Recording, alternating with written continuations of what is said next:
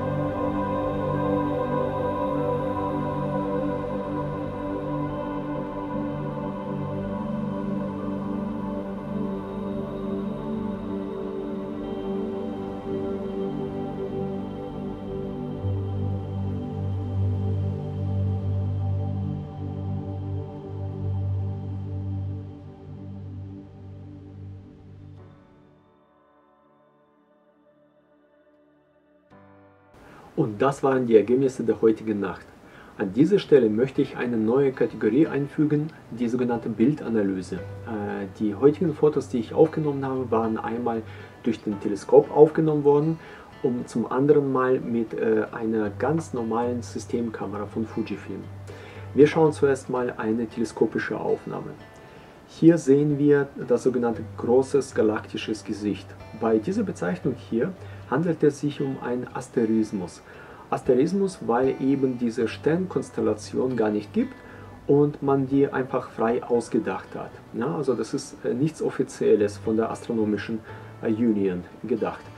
Diesen Asterismus als großes galaktisches Gesicht kann man sich folgendermaßen vorstellen. Wir haben auf linken und rechten Seite die sogenannten M-Galaxien, M86 auf der linken Seite und M84 auf der rechten Seite.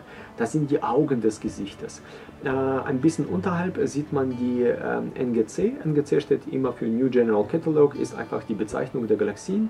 NGC 4387. Ja, und das ist die Nase, wenn man sich das so vorstellen kann. Und natürlich unten sehen wir den Mond mit NGC-Galaxie 4388. Ja, und das ist das sogenannte Asterismus, wo man das große galaktische Gesicht erkennen kann.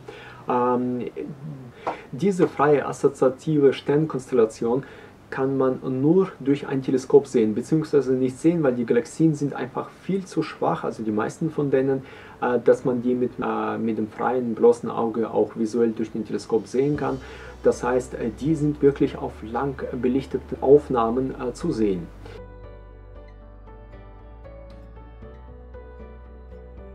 Ja, und was gibt es in diesem Sternbild Löwe das Besondere zu sehen? Es ist der Asteroid namens Vesta. Vesta befindet sich in dem sogenannten Hauptgürtel des Asteroiden. Hauptgürtel befindet sich zwischen den Umlaufbahnen Mars und der Jupiter, also das heißt jenseits der Erdumlaufbahn. Und dieser Asteroid ist relativ groß, also das ist der zweitgrößte Asteroid in diesem Hauptgürtel.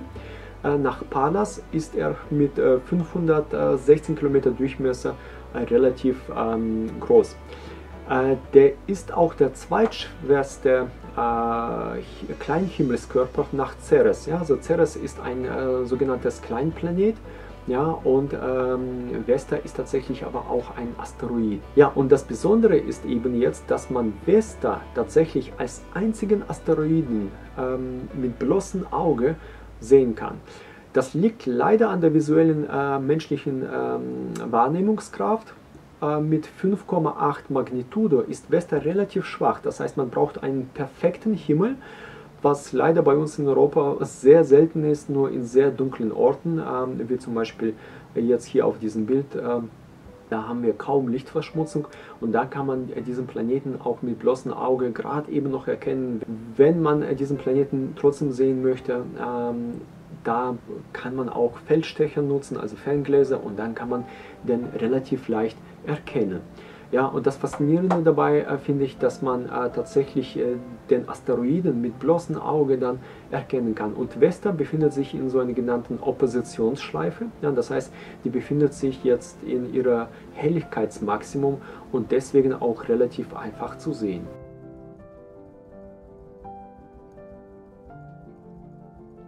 Der Asteroid Vesta ist aber nicht der einzige Himmelskörper, was man mit bloßem Auge erkennen kann. Relativ einfach kann man den Planeten Mars sehen, und das Besondere, dass der Planet Mars durch das sogenannte Goldene Tor der Ekliptik durchwandert. Das Goldene Tor der Ekliptik wird zwischen den Hyaden und Plejaden bezeichnet. Nun vielleicht kurz mal zur Erklärung.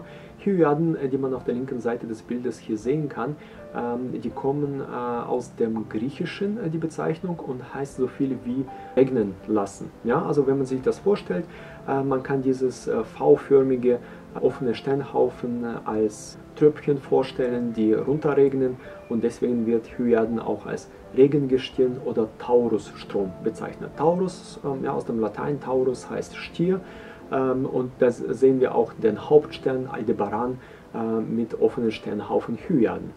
Auf der rechten Seite sehen wir auch legendäres offenes Sternhaufen Plejaden, die sogenannten M45er, auch als sieben Schwestern oder auch sieben Gestirn genannt. Die werden auch als Atlantiden bezeichnet. Und das ist ein richtig kleines, kompaktes Sternhaufen, wird übrigens sehr oft auch mit den kleinen Bären verwechselt, also mit dem Sternbild des kleinen Bären. Hat natürlich damit nichts zu tun, ist viel zu klein für den kleinen Wagen. Raum zwischen Hyaden und Plejaden wird als goldenes Tor der Ekliptik bezeichnet, weil da eben die Sonne, Mond und Planeten scheinbar, die äußeren Planeten unseres Sonnensystems wohlgemerkt, scheinbar durch dieses goldene Tor durchwandern, eben durch die Ekliptik, und deswegen auch so eine schöne und romantische Bezeichnung, das goldene Tor der Ekliptik. Das Spannende jetzt an dieser Geschichte, dass man von Tag zu Tag die Position des roten Planeten sehen kann, wie sich das verändert. Ja, das heißt, der Planet Mars durchwandert durch diese offene Sternhaufen, und man kann das relativ einfach als Referenzpunkte sich merken und vom Tag zu Tag, wenn das Wetter natürlich zulässt, dann einfach diese Positionsveränderung ganz, ganz gut sehen.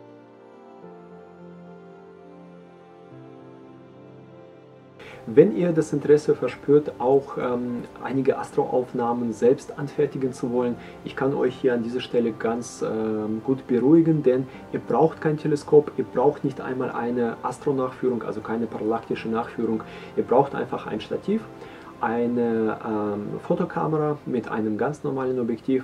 Und wenn ihr das Interesse habt, ich biete sehr viele Astrofoto-Workshops, momentan nicht, aber wenn die Pandemie hoffentlich vorbei ist, dann ist alles auf meiner Webseite unter Fotoworkshops nachzulesen. Würde ich mich darüber sehr, sehr freuen, euch bei einem meiner Astrofoto-Workshops persönlich begrüßen zu dürfen.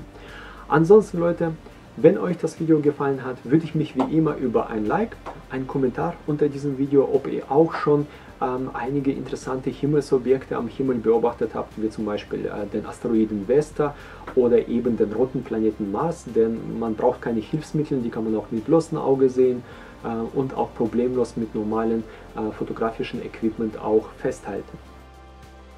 Und wenn ihr zum ersten Mal auf meinem Kanal seid, dann abonniert mal den Kanal, um die nächsten Videos nicht zu verpassen. Und ansonsten, Leute, vielen herzlichen Dank, diejenigen, die mich finanziell auf Patreon unterstützen, denn ohne euch wären solche Videos gar nicht möglich gewesen. Ich wünsche euch allen, wie immer an dieser Stelle, Clear Sky und per Aspera ad Astra.